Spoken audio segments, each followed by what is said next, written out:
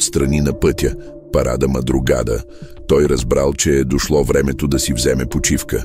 Той паркира внимателно Скания, затвори двигателя и пое дълбоко дъх, опитвайки се да се отърси от напрежението, задържано в гърдите му. Едуардо натисна педала на газта през последния ъгъл пред хоризонта, където небето почерняваше в слоеве тежки облаци. С часове зад волана усещах тялото си. Малкото ресторанче в съседство излъчваше жълтеникава светлина, която изглеждаше твърде приветлива за този студен среднощен въздух. Той влезе, поздрави служителя и поръча сандвич с силно кафе. Докато дъвчеше, звънът на прибори за хранене, смесен с далечния рев на двигатели, беше всичко, което изпълваше тишината. Когато последната глътка изгори гърлото му, той беше аплодиран само от ехото на празната зала. Веднага, щом излезе навън, вниманието му привлече метално скърцане. Помисли си, че е затваряне на някаква хижа, докато не забеляза в далечината фигура, която вървеше бавно сред тъмните ремаркета. Фигурата пристъпи небързано, висока осанка, колосана шапка на главата и тъмно пълто, развяващо се от студения бриз. Едуардо усети как стомахът му се свива. Нещо там не се побираше. Не беше пазач, не беше шофьор на камион. Той се върна в каютата, заключи здраво вратата и легна, но сърцето му не позволи на тялото му да си почине. Всяко почукване на двигателя на други превозни средства сякаш оттекваше в металната карусерия, предизвиквайки страх, който той искаше да пренебрегне. Тогава изведнъж глух удар разтърси пода. Скочи от леглото, погледна през прозореца и видя тъмните очи на съществото, осветени само от приглушените светлини на парада. Настойчивото почукване на вратата се превърна в чук в душата. Отчаян Едуардо се опита да набере полицейския номер, но опашката замлъкна. Стотинката падна. Бях напълно сама.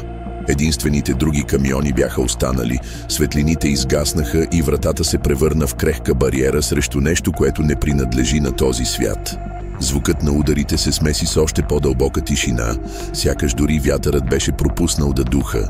Зората се проточваше в мъчение, шамарът и стойката при всеки удар, скърцането на метала, оплаквайки всеки удар и сърцето на Едуардо, което искаше да избяга от гърдите му. Когато яснотата най-накрая поникна в небето, той събра смелост и отключи болта.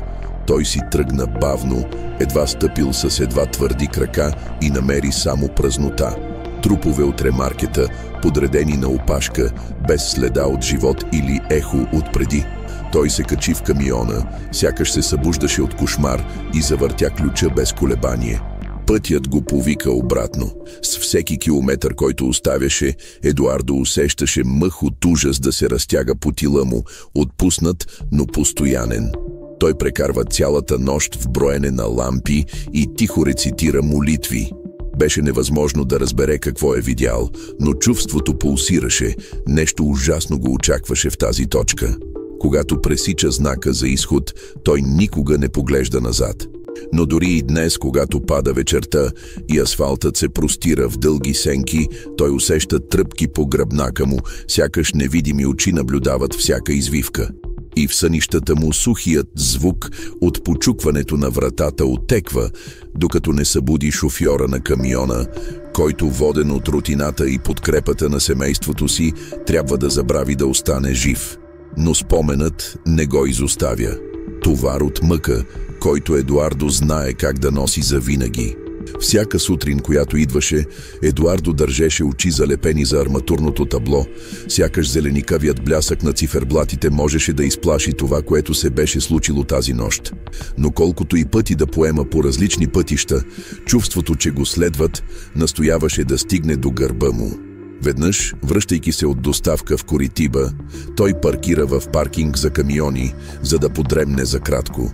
Когато отвори вратата на хижата си, той намери следи от прясна глина на стъпало, въпреки че дъждът вече беше пресъхнал.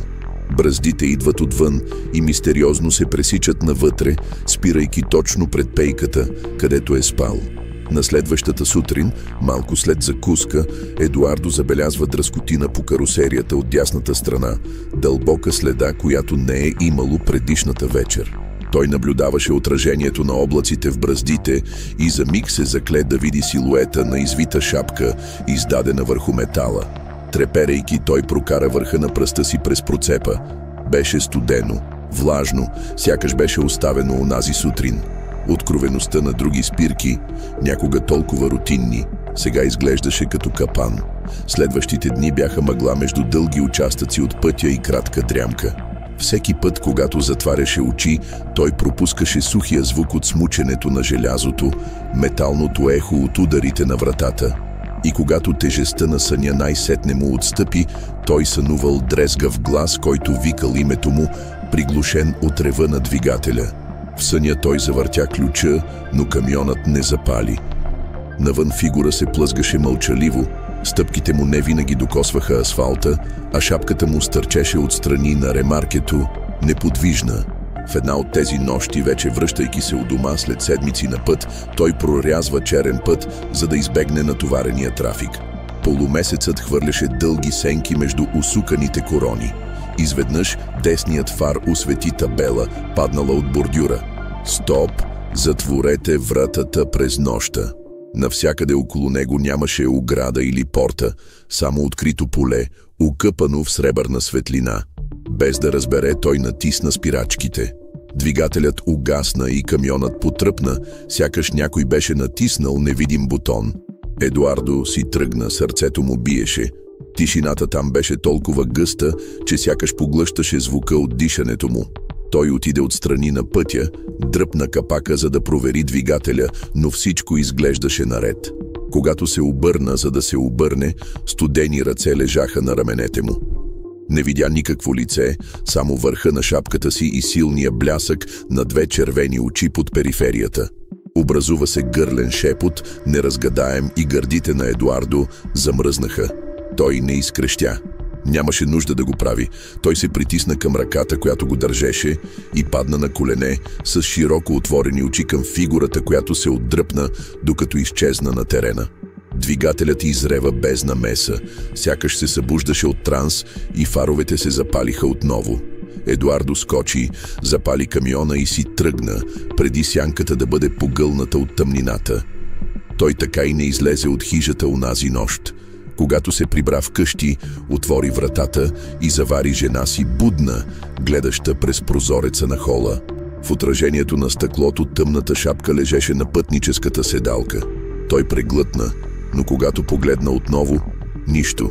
Само празната пейка, като седалката все още беше потънала там, където щеше да почива. Сърцето му препускаше, когато тя се приближи, протегвайки чаша вода. Едуардо стисна ръка на парапета, опитвайки се да отблъсне студа, който се издигаше от краката му. «Добре ли си?» попита тя шепнешком. Той се усмихна насилствено. «Просто съм уморен». Той не каза за знака или маркировката на камиона. Но на следващата сутрин, преди да си тръгне, той вдигна върха на шапката, която беше паднала на закачалка в коридора, предмет, който никога не беше бил там. Тогава разбрал, че нещо го е следвало у дома. И в този момент следата от студената кожа по пръстите му беше обещание, че този с червени очи никога няма да го остави сам. От тогава всяко пътуване носи повече от товар. То носи сигурността, че има хора, които маркират пътя му и че пътят понякога никога не го пуска обратно. Едуардо включи скорост и с топтящо сърце усети как Скания оживява, сякаш се събужда от лош сън. Уличните светлини се простираха отстрани, но в отражението на огледалото за обратно виждане той забеляза нещо, което накара ръцете му да треперят на волана. Фигура зад пътническата седалка, облегната на прозореца, леко извита шапка, червените очи изкряха за миг преди да изчезнат. Той пое дълбоко дъх, адреналинът се стичаше във вените му и вдигна дългия си лъч с надеждата да разкрие натрапника, но нямаше никой. Продължи напред, пресичайки тихи квартали, докато стигна до кръстовището, известно с това, че винаги приютяваше нощен пазач. Там той потърси убежище под жълтеникавата светлина на стълб, който настояваше да остане запален. Той излезе от камиона, заключи вратите с 3 ключа и се загледа в сухия асфалт, усещайки как всяка частица прах излиза от колата. Ходеше в кръг, проверяваше колелата, търкаше намазаните си ръце в гащеризона си, опитвайки се да чуе само собствения си пулс. Нямаше следи от глина, нито следи от ногти по карусерията. Мълчанието беше абсолютно, но Едуардо знаеше, че това е само мълчанието на тези, които се крият, а не на тези, които си тръгват. На следващата сутрин, докато миеше лицето си в умивалника на двора, видя сянката си на стената да трепери. Протегна ръка и намери прикрепен към джоба на панталона си парче черен плат. Същото като шапката. Замрази. Спомни си леденото потупване по рамото, неразбираемото мърмурене и мълчаливото обещание да не бъде забравено. Върна кърпата в джоба си, избърса лицето си и потегли към слънцето, което изглеждаше срамежливо на хоризонта. Никога повече не си правеше дълги почивки през нощта. Той започва да предпочита волана, осветен през деня, като планира всеки маршрут да прекоси градовете преди здрач. Но няколко пъти по-късно, докато пресича полуизоставени участъци, той се кълне, че е чул сред шума на двигателя леко почукване, не по металната врата, а по стъклото, едва доловимо и упорито, сякаш си спомняше, че Едуардо все още носи нещо повече от векове асфалт в ръцете си. И на всеки километър тя отвояваше хватката си върху волана, знаейки, че бдителният път пази мрачни спомени и най-вече никога не й връща душата, до която някога се е докоснала.